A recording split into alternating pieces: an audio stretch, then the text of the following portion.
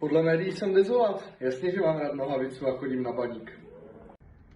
Jsem dezolát. Jasně, že chodím na oběd do McDonaldu.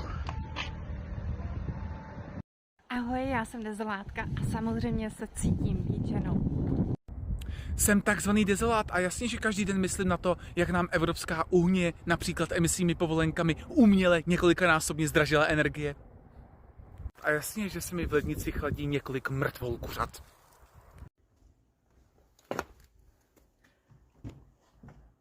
Ahoj, jsem dezolátka.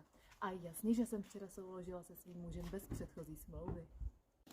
Jsem dezolát. Jasně, že chodím každý den do práce. Ahoj, jsem dezolát a jistě, že mi nevadí, že bydlím sám ve veliké vile. Jsem dezolát, kupuju veganskou šunku. Ani pes to nežere. Jsem dezolát. Jasně, že jezdím spalovacím autem a mladej chodí za fenkama.